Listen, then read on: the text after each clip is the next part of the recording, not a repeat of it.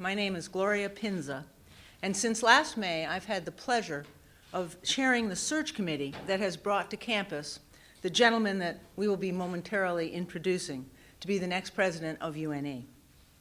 From the very beginning of this process, the committee members and I knew that we had no small challenge ahead of us. Having watched UNE grow and flourish in so many ways over the past decade under the incredible leadership of Danielle Ripich, we recognized that her successor would have to be extraordinary, both in terms of professional qualifications and personal attributes. In short, we knew the next leader would have big shoes to fill. As our work began, we solicited input from UNE's faculty, senior administrators, staff, alumni, donors, and students, of course, to get their vision for UNE and to understand what the UNE community felt would be most essential in our next leader. With the excellent assistance of our executive recruiting firm, Whit Kiefer, we assembled and began sifting through a large pool of applications that came from men and women both inside academia and outside of it. We had many, many very accomplished candidates. But at the end of the day, one candidate, I don't know if that's a Freudian slip or not. You're always a student, right? Always a student. At the end of the day, one candidate stood out clearly from the others, leading the members of the search committee and the UNE Board of Trustees to agree unanimously that Dr. James Herbert is the right person to be the next president of the University of New England. James brings an incredibly broad range of professional experiences to UNE. He has spent the past 15 years at Drexel University. Like UNE, Drexel has an innovative and entrepreneurial spirit and a strong presence in the health sciences combined with a commitment to liberal arts education. At Drexel, he has held a number of positions, including department head, interim provost and senior vice president for academic affairs, dean of the graduate college, and executive vice provost. He has worked closely with Drexel's president to execute strategic and operational initiatives, including fundraising, strategic planning, external partnerships, and major infrastructure projects. Both a scholar and a clinical psychologist, James has published more than 170 works of scholarship in his field. His recent book on mindfulness and psychological acceptance in cognitive behavior was endorsed by no less than the Dalai Lama. And he is known internationally for his writings on quackery and pseudoscience in mental health. Just as important, James is a delightful person who has demonstrated a tremendous work ethic, a warm and engaging personality, and a good sense of humor. I know that I personally can't wait until the larger UNE community gets to know James and his lovely wife, Lynn Bransma, who is a professional counselor educator. Now, at this point, I'd be remiss if I didn't point out, if I didn't acknowledge the other members of our search committee who really worked so hard for the last 9 months. Representing the Board of Trustees, the faculty, the administration, and the student body, this group worked tirelessly and collaboratively to find the next best leader for UNE. So thank you, Ellen Bolya, Lane Clark, Shelley Cohen-Conrad, Jessica Colpoys, Cleve Gilmore, Gavin Kuntz, Bob McAfee, Dan McCormick, David Mokler, Cynthia Taylor, and Board Chair David Anderson, who acted in an advisory capacity. And a number of you are here today, and I really say thank you for what a great job you did.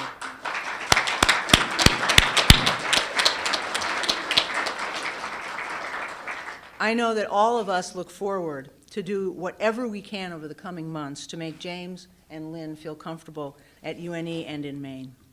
And now it is my real pleasure to introduce UNE President Danielle Ripich, who since her arrival in 2006 has overseen a period of unprecedented growth and success for the university. Her tenure has been marked by the openings of new colleges and centers, the launching of new academic programs and athletic teams, the construction of new buildings, and even the unveiling of a campus in Tangier, Morocco. Not Mexico yet. Not Mexico's next. Ladies and gentlemen, Danielle Ripich.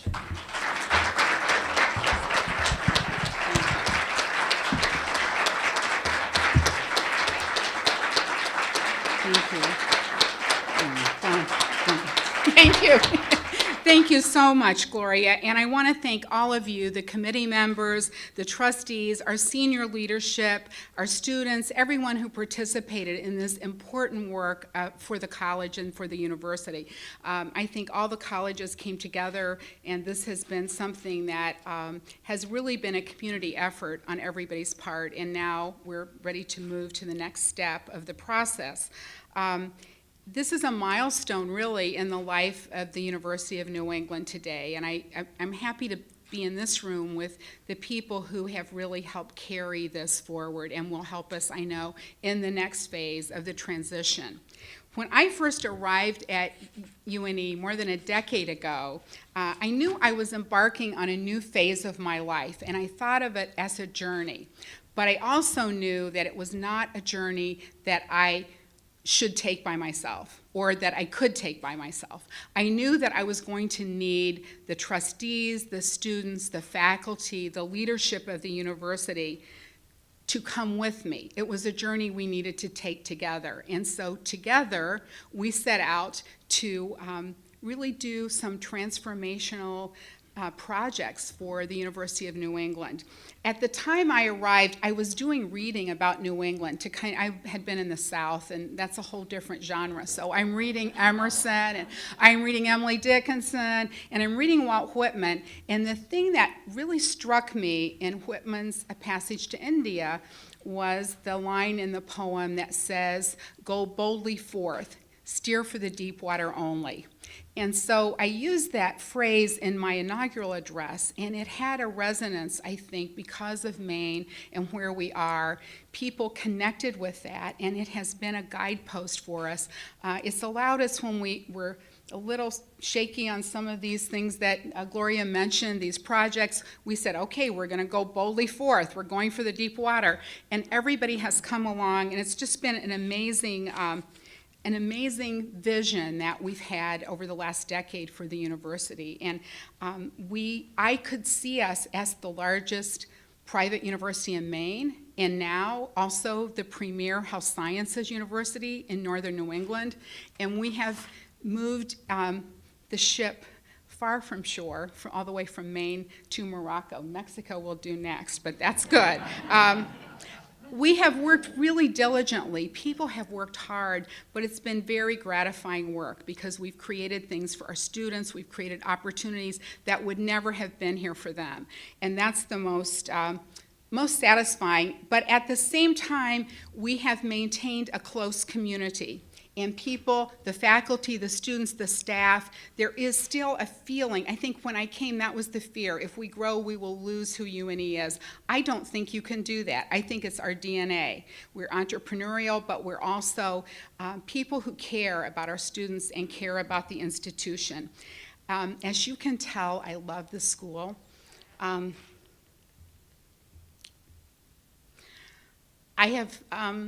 UNE is very special to me, and so for that reason, this is a wonderful day because I am able, and I could not be more pleased, to introduce to you James Herbert as the university's next president. He brings to us, and even in my first meeting with him, I was struck, as Gloria said, by his warmth, how engaging he is. He's acutely intelligent, an excellent scholar, very forward-looking, and is exactly the right kind of background, I think, to take the programs of the University of New England forward. He has the temperament and the vision necessary for this next phase in the life of UNE. And the president is the vision holder of the institution, in my view. They have to be the person that says where we're going, and they have to help people see that vision and bring them along. I think he will be excellent at this. He will continue to empower, I believe, our faculty and staff to think in new ways and rethink teaching and learning at the university. I know he will ensure that we continue to play a vital role in the economy and the life of Maine. And I know, most importantly, he is a caring person and will care deeply about our students. That's at the heart of what all of us do and why we're here. So, having steered the university into the deep water with so many wonderful people, and those of you in the room really have been there for this trip, many of you for the whole journey, I am delighted to hand the tiller over to a man uniquely equipped to guide us into a bright blue future, and a man I think you'll be happy to know. He has told me that he has salt water in his veins, having grown up in Texas on the Gulf and being on shrimp boats every summer. So this summer, he's going to be coming to the North Atlantic, to the cold waters. It's a different ocean here, but he will assume his position as the incoming president and will begin to steer the ship of UNE. And so please join me in welcoming my new friend and my new colleague and my new favorite person, James Herbert.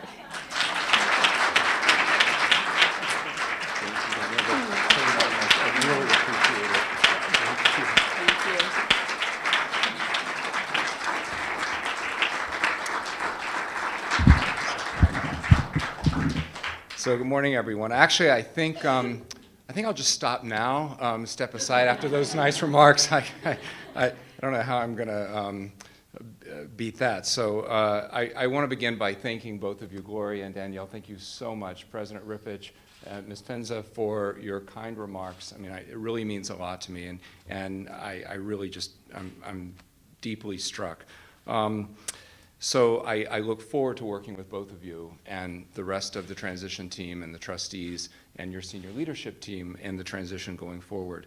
So over the past few months, I've gotten to know UNE through my interactions with the search committee, with the board of trustees, with the faculty, many students, some of whom I see here today, and I've been incredibly impressed.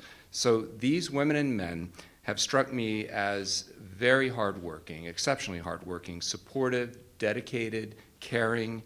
They've echoed again and again the pride they have in UNE and the pride they take in being part of such a cutting-edge community.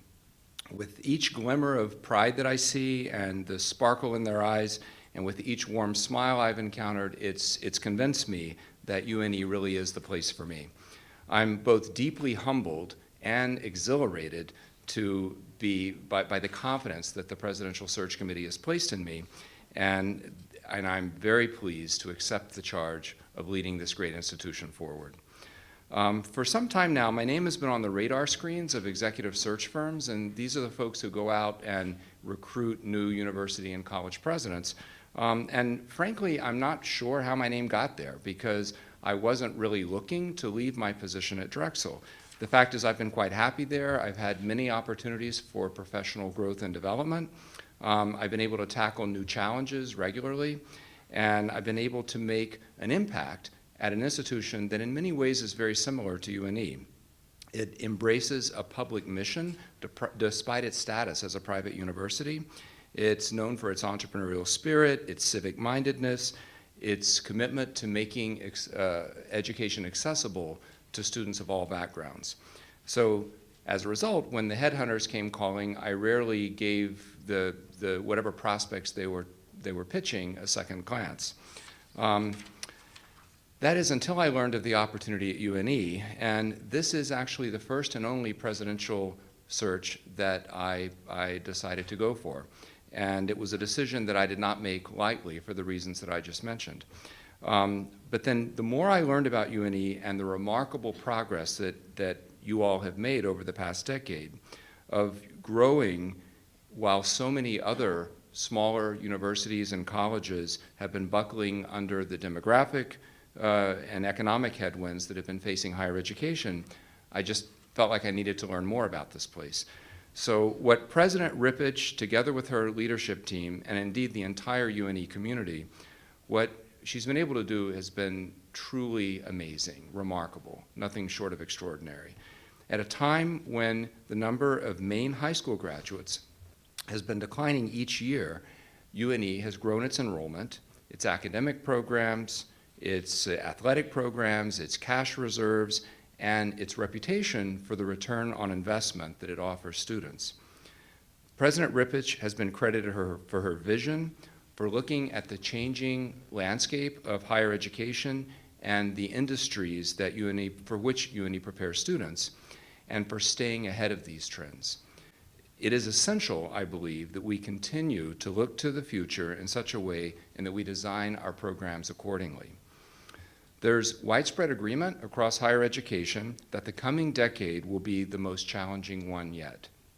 As our economy evolves at an unprecedented rate, colleges and universities are subject to increasing competition for students and increasing price sensitivity. The students and parents who entrust us to provide a first-rate education expect us to deliver on that promise, and they deserve nothing less.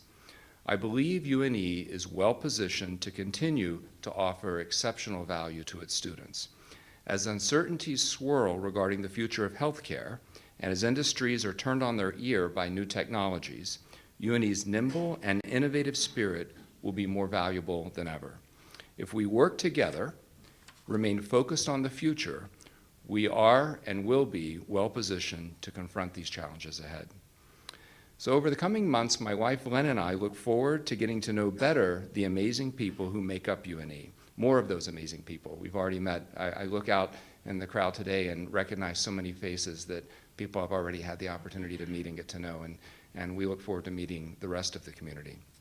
We are thrilled to become part of the UNE family. I look forward to working closely with President Ripich and her senior leadership team to ensure a smooth transition, and I look forward to standing with you all as together we lead this great university forward into the future. So thank you very much.